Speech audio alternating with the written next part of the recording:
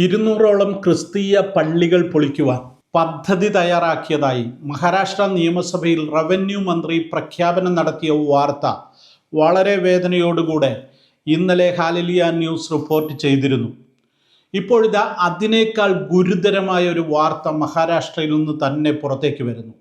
മഹാരാഷ്ട്രയിലെ ഒരു BJP MLA ക്രിസ്തീയ മിഷണറിമാരുടെ തലയ്ക്ക് ഇനാം പ്രഖ്യാപിച്ചിരിക്കുന്നു.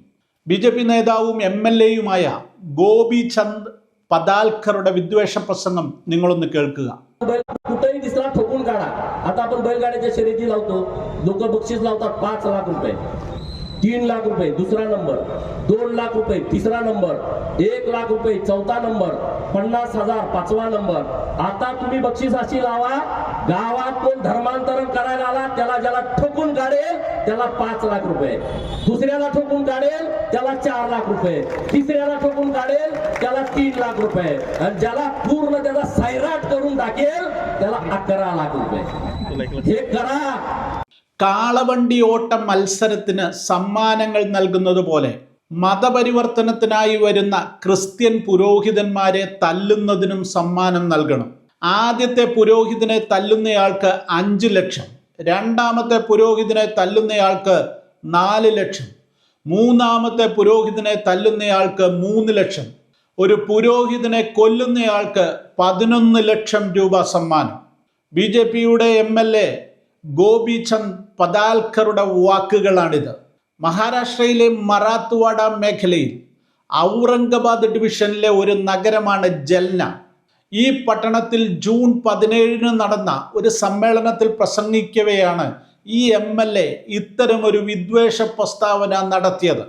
മഹാരാഷ്ട്രയിൽ വളരെയധികം സ്വാധീനമുള്ള ഒരു OBC നേതാവാണ് BJP MLA ആയ ഗോപി ചന്ദ് പദൽക്കർ.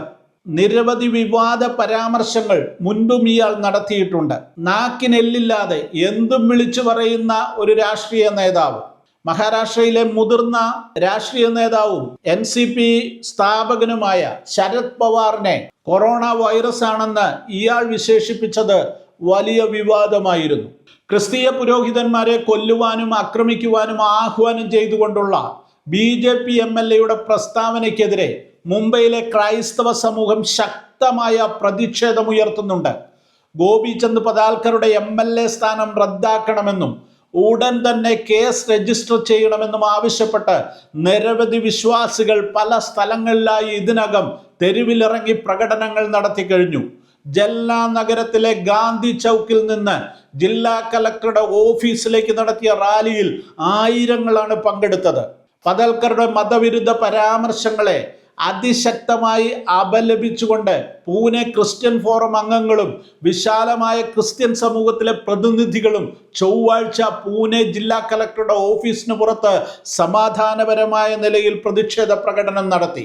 ഈ വിവാദ പരാമർശങ്ങൾ നടത്തി 1 മാസമായിട്ടും പോലീസ് ഈ MLAക്കെതിരെ FIR രജിസ്റ്റർ ചെയ്യുകയോ എന്തെങ്കിലും നടപടികൾ സ്വീകരിക്കുകയോ ചെയ്യാത്തതിനെ തുടർന്ന് മഹാരാഷ്ട്രയിലെ ക്രിസ്തീയ സഭകളും സംഘടനകളും അതിശക്തമായ സമര പരിപാടികളുമായി മുന്നോട്ട് വന്നിരിക്കുകയാണ്. ഭീഷണി പ്രസംഗത്തിൽ പ്രതിഷേധിച്ച് ഇന്നലെ, അതായത് ജൂലൈ 11 വെള്ളിയാഴ്ച മുംബൈ ആസാദ് മൈതാനിയിൽ നടന്ന പ്രതിഷേധ സംഗമം മുംബൈ കണ്ട ഏറ്റവും വലിയ ക്രിസ്തീയ പ്രതിഷേധ സമ്മേളനമായി മാറി. ഉച്ചയ്ക്ക് 12 മുതൽ വൈകുന്നേരം 6 വരെ നടന്ന സമ്മേളനത്തിൽ 10,000-ഓളം ആളുകളാണ് പങ്കെടുത്തത്. മഹാരാഷ്ട്രയിൽ ഉടനീളമുള്ള 40-ലധികം ക്രിസ്തീയ സംഘടനകൾ സംയുക്തമായി ഈ റാലിയിലും സമ്മേളനത്തിലും പങ്കെടുത്തു. ഓൾ മഹാരാഷ്ട്ര ക്രിസ്ത്യൻ കൊളീഷനാണ് ഈ റാലി സംഘടിപ്പിച്ചത്. വിവിധ ക്രിസ്തീയ സഭകളിലെ നേതാക്കൾ ഇതിൽ മുഖ്യ സ്ഥാനത്ത് വരികയും പ്രസംഗിക്കുകയും ചെയ്തു എന്നുള്ളതും പ്രത്യേകതയാണ്. ആ സമ്മേളനത്തിന്റെ ദൃശ്യങ്ങൾ വീഡിയോയുടെ അവസാനത്തിൽ ചേർത്തിട്ടുണ്ട്. ക്രിസ്ത്യൻ മിഷണറിമാരെ ആക്രമിക്കുകയും കൊല്ലുകയും ചെയ്യുന്നവർക്ക് പാരിതോഷികം പ്രഖ്യാപിച്ചത് വളരെ ഗുരുതരമായ ഒരു കുറ്റമാണ്. പദാൽക്കറെ നിയമസഭാംഗത്വത്തിൽ നിന്ന് ഉടൻ തന്നെ അയോഗ്യനാക്കുകയും ക്രിമിനൽ കേസ് ഫയൽ ചെയ്ത് അറസ്റ്റ് ചെയ്യേണ്ടതുമാണ്. ഭാരതീയ ന്യായ സംഹിതയുടെ പ്രസക്തമായ വകുപ്പുകൾ പ്രകാരം നിയമ നടപടി സ്വീകരിക്കണമെന്ന് ക്രിസ്തീയ നേതാക്കൾ പത്രക്കുറിപ്പിൽ ആവശ്യപ്പെട്ടിട്ടുണ്ട്. സെക്ഷൻ 192 ആക്രമണത്തിന് പ്രേരിപ്പിക്കൽ, കലാപമുണ്ടാക്കൽ, സെക്ഷൻ 198 പൊതുപ്രവർത്തകൻ നിയമത്തോട് അനാദരവ് കാണിക്കൽ. സെക്ഷൻ 111 ക്രിമിനൽ പ്രവർത്തികൾക്ക് പ്രേരിപ്പിക്കൽ. സെക്ഷൻ 302 കൊലപാതകം ചെയ്യാൻ പ്രോത്സാഹിപ്പിക്കൽ. ഈ നിയമങ്ങളുടെ എല്ലാം അടിസ്ഥാനത്തിൽ കേസെടുക്കാവുന്ന ഒരു വിഷയത്തിലാണ് ഇതുവരെ പോലീസ് പ്രതികരിക്കാതിരിക്കുന്നത്. ഇന്ത്യയിലെ ക്രിസ്തീയ ന്യൂനപക്ഷങ്ങൾക്കെതിരെ നിരന്തരം ആക്രമണങ്ങൾ നടത്തുകയും മൗലിക അവകാശങ്ങളെ ലംഘിക്കുകയും മാത്രമല്ല, മനുഷ്യത്വത്തിൻ്റെയും സാമുദായിക ഐക്യത്തിൻ്റെയും ഘടനയെ തകർക്കുകയും ചെയ്യുന്ന പ്രവൃത്തിയാണിതെന്ന് ബോംബെ കാത്തലിക് സഭ അസോസിയേഷൻ വൈസ് പ്രസിഡന്റ് ബെൻഡോ ലോബോ പറഞ്ഞു. വ്യക്തികളുടെ വിശ്വാസങ്ങളെ പരിഗണിക്കാതെ ഓരോ മനുഷ്യനും സമാധാനത്തിലും അന്തസ്സിലും സ്വാതന്ത്ര്യത്തിലും ജീവിക്കുവാൻ അവകാശമുള്ള ഒരു രാജ്യമാണിത്, അദ്ദേഹം കൂട്ടിച്ചേർത്തു.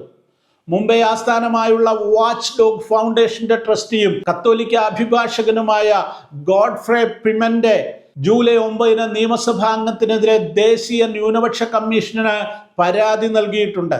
മതത്തിന്റെ അടിസ്ഥാനത്തിൽ ശത്രുത വളർത്തൽ, അക്രമവും കൊലപാതകവും പ്രോത്സാഹിപ്പിക്കൽ, മതവികാരങ്ങളെ പ്രകോപിപ്പിക്കുവാനുള്ള മനഃപൂർവമായ ഉദ്ദേശം തുടങ്ങിയ ഇന്ത്യൻ നിയമപ്രകാരമുള്ള നിരവധി വ്യവസ്ഥകൾ പതാൽക്കറുടെ പ്രസ്താവനകൾ ലംഘിക്കുന്നുവെന്ന് പിമെന്റെ ഓർപ്പിച്ചു.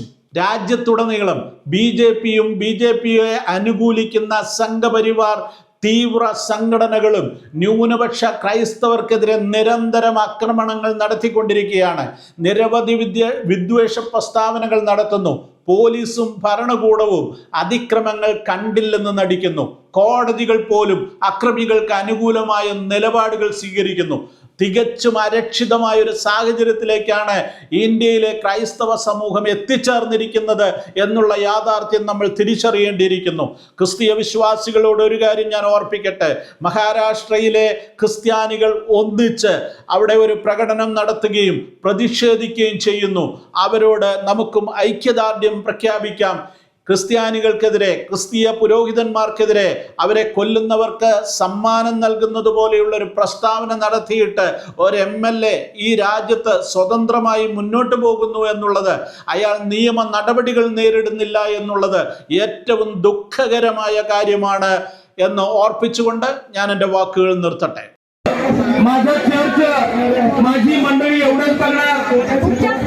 आम्ही कधी तर सगळा ख्रिस्ती समाज म्हणून आपण बघणार का नाही? या ख्रिस्ती समाजाला सुरक्षित करण्यासाठी आम्ही रस्त्यावर उतरणार का नाही? जरूर प्रभू येशू ख्रिस्ताने आम्हाला शांतीचा मार्ग स्वीकारायला सांगितला असला तर आता आम्हाला जशा तसं उत्तर देण्याची आवश्यकता आहे.